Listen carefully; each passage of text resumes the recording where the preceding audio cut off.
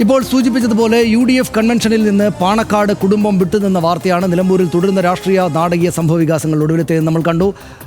ജില്ലയിലുണ്ടായിട്ടും ആര്യാടൻ ഷൗക്കത്തിൻ്റെ തെരഞ്ഞെടുപ്പ് കൺവെൻഷനിൽ അബ്ബാസ് അലി തങ്ങൾ പങ്കെടുത്തില്ല. പാണക്കാട് കുടുംബം കൺവെൻഷനിൽ നിന്ന് വിട്ടു നിൽക്കുന്നത് സമീപകാല ചരിത്രത്തിൽ ആദ്യമെന്നതും ശ്രദ്ധേയമാണ്. CPIM-നെതിരായ PV അൻവറിൻ്റെ നീക്കങ്ങൾ P ശശിയിൽ തുടങ്ങി പിണറായിയിലൂടെ PM മുഹമ്മദ് റിയാസിൽ എത്തി നിൽക്കുകയാണ് എന്നതും നമ്മൾ അവിടെ നിന്ന് കാണുന്നു. കോൺഗ്രസിൻ്റെ കാര്യത്തിലാണെങ്കിൽ VD സതീശൻ അൻവറിനിപ്പോൾ പിണറായി വിജയനേക്കാൾ വലിയ ശത്രുവായോ എന്ന് നമുക്ക് സംശയം തോന്നിക്കുന്ന വിധത്തിലായിട്ടുണ്ട്. UDF സ്ഥാനാർത്ഥി ആര്യാടൻ ഷൗക്കത്തിനോടാണ് ശേഷം പക മുഴുവൻ. നിലമ്പൂർ തെരഞ്ഞെടുപ്പിൽ തനിക്ക് കിട്ടുന്ന വോട്ടാണ് പിണറായിസിനുള്ള യഥാർത്ഥ മറുപടി എന്നാണ് അൻവറിൻ്റെ വാദം. അതേസമയം തന്നെ ആര്യാടൻ ഷൗക്കത്തിനെ പരാജയപ്പെടുത്തേണ്ടത് തൻ്റെ അഭിമാന പ്രശ്നമാണെന്നും അൻവർ കണക്കാക്കുന്നു. രാഷ്ട്രീയ സാഹചര്യം വിശദമായി പരിശോധിച്ചു വരാം. നമുക്ക് മഹേഷ് ചന്ദ്രൻ അവിടെയുണ്ട്. പക്ഷേ മഹേഷിലേക്ക് പോകുന്നതിന് മുമ്പ് എന്താണ് ഇന്ന് ഉണ്ടായിരിക്കുന്ന പ്രധാനപ്പെട്ട സംഭവവികാസങ്ങളും രാഷ്ട്രീയ ഉള്ളൊഴുക്കുകളും എന്ന് പരിശോധിച്ചിട്ട് നമുക്ക് വരാം. അസംതൃപ്തി ഒഴിഞ്ഞില്ലേ എന്നതാണ് ഇന്നത്തെ ഏറ്റവും പ്രധാനപ്പെട്ട ചോദ്യങ്ങളിലൊന്ന്. നിലമ്പൂർ UDF കൺവെൻഷനിൽ നിന്ന് പാണക്കാട് അബ്ബാസ് അലി ശിഹാബ് തങ്ങൾ വിട്ടുവെന്ന് നമ്മൾ പരിശോധിച്ചാണ് വിശദമായിട്ട്. ജില്ലയിലുണ്ടായിട്ട് മുസ്ലിം ലീഗ് ജില്ലാ പ്രസിഡന്റ് കൂടി അബ്ബാസ് അലി തങ്ങൾ പങ്കെടുത്തില്ല. പാണക്കാട് കുടുംബാംഗങ്ങളെക്കുറിച്ച് ആര്യാടൻ ഇതൊക്കെ നമ്മൾ സംശയിച്ചാണ്. നമുക്ക് മഹേഷ് ചന്ദ്രനിലേക്ക് വേഗം പോകാം. മഹേഷ്, ഈ പൊതുരാഷ്ട്രീയ ചിത്രമെടുത്താൽ നമുക്ക് LDF-ഉം UDF-ഉം തമ്മിൽ നേർക്കുനേർ മത്സരിക്കുന്ന ഒരു പോരാട്ടം എന്ന നിലയിലേക്ക് തന്നെ മാറിക്കഴിഞ്ഞോ? അൻവർ കാരണമാണ് ഈ തെരഞ്ഞെടുപ്പ് ഉണ്ടായി വന്നത് എങ്കിലും അൻവർ ഒരു സൈഡ് ലൈൻ ചെയ്യപ്പെട്ട് LDF-UDF രാഷ്ട്രീയ പോരാട്ടം എന്നതിലേക്ക് കടുക്കുന്ന നിലയാണോ വരും ദിവസങ്ങളിൽ വരിക? അല്ലെങ്കിൽ ഏതെങ്കിലും വിധത്തിൽ തൻ്റെ പ്രാധാന്യം തെളിയിക്കാൻ വേണ്ടിയുള്ള കൂടുതൽ ശ്രമങ്ങൾ അൻവറിൻ്റെ ഭാഗത്തുനിന്നുണ്ടാകുമോ? അതിനുള്ള രാഷ്ട്രീയ ശേഷി അദ്ദേഹത്തിന് ഇപ്പോഴും ബാക്കി നിൽക്കുന്നുണ്ടോ?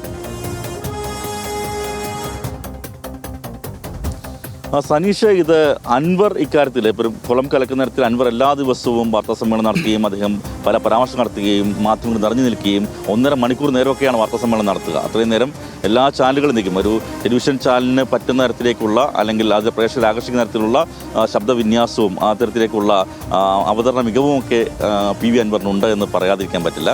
പക്ഷേ അതിനപ്പുറത്തേക്ക് നമ്മൾ ഈ മണ്ഡലത്തിൽ നിന്ന് പരിശോധിക്കുമ്പോൾ PV അൻവർ ഇന്ന് അവർക്ക് ഒരു അത്തരത്തിലേക്കൊരു ആവേശം നൽകുന്ന നേതാവ് അല്ല എന്നുള്ളതാണ് വളരെ കൃത്യമായി നമുക്ക് പറയാൻ കഴിയുന്നത്. ഇന്ന് അദ്ദേഹം നടത്തിയ ഒരു വലിയ പ്രകടനത്തോടു കൂടി തന്നെ വന്ന് നോമിനേഷൻ കൊടുക്കാൻ പോകുന്നു എന്ന് പറഞ്ഞെങ്കിൽ പോലും നമ്മുടെ ദൃശ്യങ്ങൾ വ്യക്തമാണ്. നമ്മളവിടുത്തെ ഹെലിക്യാമറയൊക്കെ കാണാൻ കഴിയുമായിരുന്നു. അത്ര വലിയൊരു ആൾക്കൂട്ടം, മുൻകാലങ്ങളൊക്കെ ഉള്ളവർക്ക് ആൾക്കൂട്ടം ആകർഷിക്കാൻ PV അൻവർ ഇപ്പോൾ കഴിയുന്നില്ല. അദ്ദേഹം ഒരു ഇരവാദം ഇപ്പോൾ ഉന്നയിച്ചു കൊണ്ട് പോകുന്നു. പക്ഷേ ഇതിനൊക്കെ അപ്പുറത്തേക്ക് ഇത് LDF-UDF പോരാട്ടമായി മുറുകി. അതിന് വളരെ കൃത്യമായ കാരണം M സ്വരാജിൻ്റെ സ്ഥാനാർത്ഥിത്വം തന്നെയാണ്. M സ്വരാജ് സ്ഥാനാർത്ഥിയായതോടുകൂടി LDF ക്യാമ്പ് നമ്മൾ ഇന്നേ വരെ കാണാത്ത തരത്തിലേക്ക് ഈ നിലമ്പൂരിൻ്റെ മണ്ണിൽ ഉണർന്നു കഴിഞ്ഞു.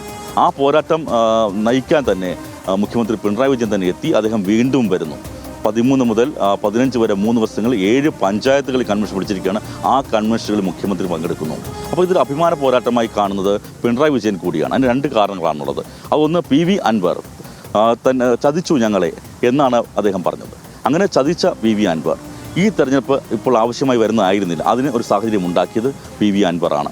ആ അൻവറിന് മറുപടി കൊടുക്കണം. അതിനും അപ്പുറത്തേക്ക് 3ാം പിണറായി സർക്കാർ, അതായത് 3ാം LDF സർക്കാർ, അത് യാഥാർത്ഥ്യമാകണമെങ്കിൽ അതിൻ്റെ കട്ടൻ രജിസ്റ്ററായി കണ്ട് ഈ തെരഞ്ഞെടുപ്പിൽ ഉണ്ടാകുന്ന മുന്നേറ്റം, ആ മുന്നേറ്റം ചെറുതല്ലാത്ത ആത്മവിശ്വാസം നൽകും LDF-ന്.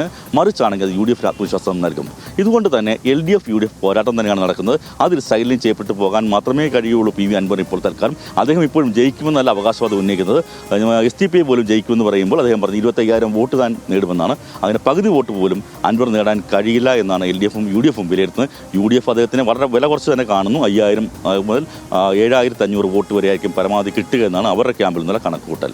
സനീഷ്, ഇതിനകത്ത് മഹേഷ് ഒരു പ്രധാനപ്പെട്ട കാര്യം നേരത്തെ പറഞ്ഞല്ലോ. ഇപ്പോൾ നമ്മൾ PV അൻവർ എന്ന രാഷ്ട്രീയ നേതാവ് സാധാരണ MLA മാത്രമാണ്. പക്ഷേ അദ്ദേഹം ഇടതുപക്ഷത്തോട് യുദ്ധം പ്രഖ്യാപിച്ചപ്പോൾ, പിണറായി വിജയൻ എതിരായിട്ട് തിരിഞ്ഞു നിന്നപ്പോൾ മണിക്കൂറുകളോളം നീളുന്ന വാർത്താ സമ്മേളനം, അതും രാവിലെ 9 മണിക്കൊക്കെ തുടങ്ങുന്ന വാർത്താ സമ്മേളനം 2-2.5 മണിക്കൂർ നീളുക, അത് ഒരേ എനർജിയിൽ സംസാരിക്കുക, പറഞ്ഞ കാര്യങ്ങൾ തന്നെ റിപ്പീറ്റ് ചെയ്യുകയാണ്, ആവർത്തിക്കുകയാണെങ്കിൽ പോലും ആളുകളെ പിടിച്ചു നിർത്തുന്ന എന്തോ ഒരു തരം കാര്യം അദ്ദേഹം പ്രയോഗിക്കുക.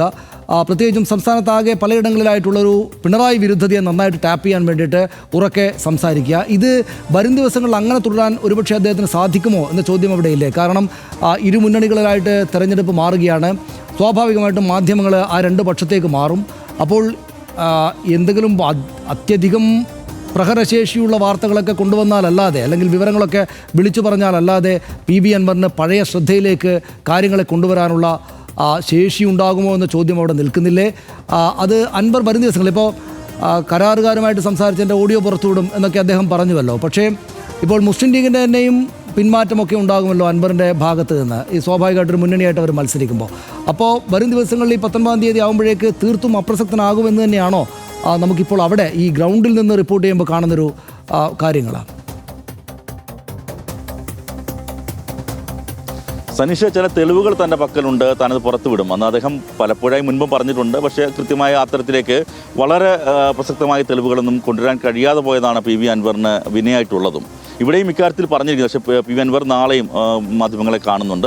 അദ്ദേഹം അതിന് ചില കാര്യങ്ങൾ പുറത്തുവിടുമെന്ന് പറയുന്നു. പുറത്തുവിടുമ്പോൾ മാത്രമേ പുറത്തു വിട്ടുവെന്ന് പറയാൻ കഴിയുള്ളൂ എന്നുള്ളതാണ് പി വി അൻവറിൻ്റെ കാര്യം. അതിനപ്പുറത്തേക്ക് ഈ പി വി അൻവർ അപ്രസക്തനാകാൻ പോകുന്നു തോന്നിയാൽ അദ്ദേഹം അത്തരത്തിലേക്കുള്ള കാര്യങ്ങളിലേക്കൊക്കെ പോകും. അത് നീങ്ങുമെന്ന കാര്യത്തിൽ സംശയം നമുക്ക് ഇല്ല. കാരണം അദ്ദേഹം അത്തരത്തിലേക്ക് നിറഞ്ഞു നിൽക്കാൻ ശ്രമിക്കുകയും ചെയ്യും. പക്ഷേ ഇതിനകത്ത് തെരഞ്ഞെടുപ്പാണ്. തെരഞ്ഞെടുപ്പിന് വളരെ കുറച്ച് ദിവസങ്ങൾ മാത്രമേ ഉള്ളൂ. ഇവിടെ ഒരു വളരെ കൃത്യമായ ഒരു കാര്യം കഴിഞ്ഞ ദിവസം പറഞ്ഞത് CPI സംസ്ഥാന സെക്രട്ടറി ബിനോയ് വിശ്വമാണ്. അദ്ദേഹം പറഞ്ഞു 48 മണിക്കൂർ നേരം മാധ്യമങ്ങൾ പി വി അൻവർ എന്ന വാക്ക് മിണ്ടാതിരുന്നാൽ, അദ്ദേഹത്തെപ്പറ്റി പരാമർശിക്കാതിരുന്നാൽ ഇപ്പോൾ തന്നെ അണഞ്ഞുപോയ കെട്ടുപോയ ചൂട്ടാണത്, ആ ചൂട്ട് ചിതറി താഴെ പോകും എന്ന് അദ്ദേഹം പറയുകയുണ്ടായി.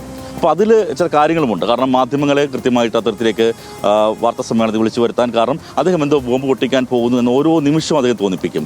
ഇപ്പോൾ മത്സരിക്കുമോ ഇല്ലയോ, അങ്ങനത്തെ ഒരു സിനിമ രംഗത്തെ അനുസ്മരിക്കുന്ന തരത്തിലേക്ക് അങ്ങനത്തെ നമുക്ക് സസ്പെൻസ് ത്രില്ലറായി കാര്യങ്ങൾ കൊണ്ടുപോകാൻ, സസ്പെൻസ് നിറച്ച് ഓരോ നിമിഷവും നിറയ്ക്കാൻ അൻവറിന് കഴിയും. മത്സരിക്കുന്നില്ല എന്ന് പറയുന്നു, പണമില്ലെന്ന് പറയുന്നു, അടുത്തത് മത്സരിക്കുന്നു എന്ന് പറയുന്നു. അങ്ങനെ ഓരോ തരത്തിലും അദ്ദേഹത്തിന് അത് നിലനിർത്താൻ കഴിയുന്നു എന്നുള്ളത് അദ്ദേഹത്തിൻ്റെ പ്രത്യേകതയാണ്. ആ പ്രത്യേകത അത് വളരെ കൃത്യമായിട്ട് ഞാൻ പറഞ്ഞ ദൃശ്യമാധ്യമങ്ങൾക്ക് അത് ഏറ്റവും അത്യന്താപേക്ഷിതമായ ഒരു ലാംഗ്വേജാണ്, ഒരു രീതിയാണ്. ആ സസ്പെൻസ് നിറച്ചുകൊണ്ട് അദ്ദേഹം പോകുന്നു. ഒരാൾക്ക് മാറി നിൽക്കാൻ കഴിയില്ല.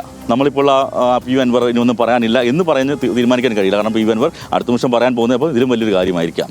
അപ്പോൾ അതുകൊണ്ട് തന്നെ മാധ്യമങ്ങൾ ഇപ്പോൾ അദ്ദേഹത്തെ നന്നായി സമയം കൊടുക്കുന്നുണ്ട്, നന്നായി എയർ ടൈം അദ്ദേഹം കിട്ടുന്നുണ്ട്, അദ്ദേഹം നന്നായി ആസ്വദിക്കുന്നുണ്ട്, അത് നന്നായി ഉപയോഗപ്പെടുത്തുന്നുമുണ്ട്. അത് മറ്റ് പല രാഷ്ട്രീയ നേതാക്കൾക്കും ഇല്ലാത്ത കൃത്യമായ കൗശലമാർന്ന കഴിവ് കൂടിയാണെന്ന് പറയാതിരിക്കാൻ കഴിയില്ല സനീഷ്.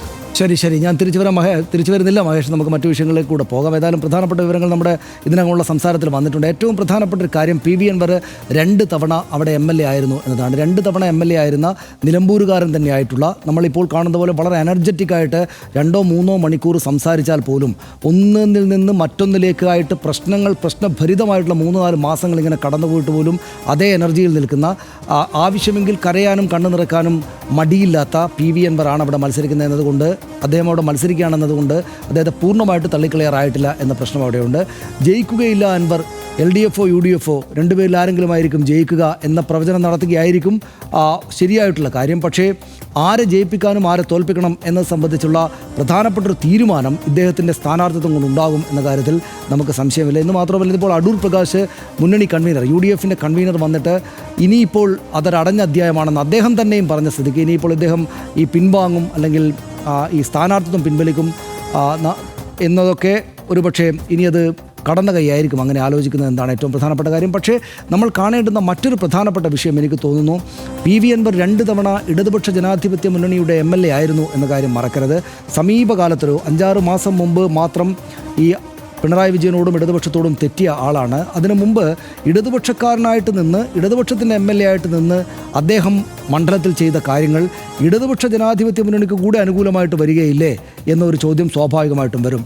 നിന്ന് മത്സരിച്ച് MLA ആയ വ്യക്തി ഇവരോട് ഉടക്കിപ്പോയതുകൊണ്ട്, ഈ മുന്നണിയിൽ നിന്ന് വഴക്കിട്ട് മാറിയതുകൊണ്ട് അവരവിടെ 2 ടേമായിട്ട് ഇടതുപക്ഷ ജനാധിപത്യ മുന്നണി ചെയ്ത കാര്യങ്ങൾ മുഴുവൻ അദ്ദേഹത്തിനൊപ്പം പോകുമോ എന്നൊരു ചോദ്യവും സ്വാഭാവികമായിട്ടും ബാക്കിയാണ്. പ്രത്യേകിച്ചും പ്രളയവും കോവിഡും എല്ലാം കടന്ന കാലത്ത് അവിടെ ഇടതുപക്ഷ ജനാധിപത്യ മുന്നണിയുടെ MLA ആയിരുന്നു ഉണ്ടായിരുന്നത്. അത് പി വി അൻവറിന് മാത്രമായിട്ട് അതിൻ്റെ ക്രെഡിറ്റ് അദ്ദേഹം അതുകൊണ്ട് പോകുമോ എന്ന ചോദ്യം അവിടെയുണ്ട്. അതുകൊണ്ട് തന്നെ ഇടതുപക്ഷത്തിന് അനുകൂലമായിട്ടൊരു മണ്ണ് അവിടെ ഉണ്ട് എന്ന് വേണമെങ്കിൽ LDFന് വിചാരിക്കാവുന്നൊരു സാഹചര്യം ഇപ്പോഴുമുണ്ട് എന്ന പ്രതീക്ഷയും LDFന് വെക്കാവുന്നതാണ്. പക്ഷേ സ്വാഭാവികമായിട്ടും നമ്മൾ ആദ്യ വിഷയത്തിൽ പറഞ്ഞതുപോലെ തന്നെ എന്തെങ്കിലും ഒരു പ്രവചനം ഇന്നയാൾ ജയിക്കും എന്ന് പ്രവചിക്കാവുന്ന സാഹചര്യമേ അല്ലാതെ അത്തരം പ്രവചനങ്ങൾക്ക് തെരഞ്ഞെടുപ്പിൽ സാധാരണഗതിയിൽ തന്നെ അടിസ്ഥാനമില്ലാത്തതാണ്. ഇതുപോലെ കോംപ്ലിക്കേറ്റഡ് ആയിട്ടുള്ള അങ്ങേയറ്റം സങ്കീർണമായ സാഹചര്യങ്ങൾ ഇപ്പോഴുള്ള ഇതിൽ ഏതെങ്കിലും പ്രവചനം എന്നത് സാധ്യമായിട്ടുള്ളതല്ല. പക്ഷേ ആരെയെങ്കിലും എഴുതി തള്ളുക എന്നത് ഈ ഘട്ടത്തിൽ സാധ്യമായിട്ടുള്ള കാര്യവുമല്ല എന്ന് ഈ 2 വിഷയങ്ങളും നമ്മൾ മനസ്സിലാക്കേണ്ടത്. നിലമ്പൂരിലെ വോട്ടിംഗ് പാറ്റേണിനെ നിർണ്ണയിക്കാൻ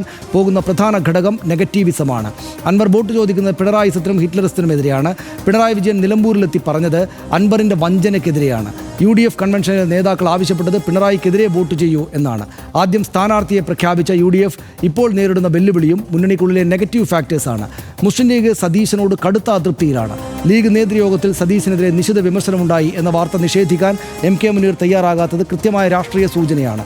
പാണക്കാട് കുടുംബം പങ്കെടുക്കാത്ത UDF കൺവെൻഷൻ എന്നത് ഷൗക്കത്ത് ക്യാമ്പിൻ്റെ നെഞ്ചിടിപ്പേറ്റും. ഈ വിവിധ ഘടകങ്ങൾ എങ്ങനെ പരസ്പരം സ്വാധീനിക്കുമെന്നതാണ് ഏറ്റവും നിർണായകം. RDX കാണാം.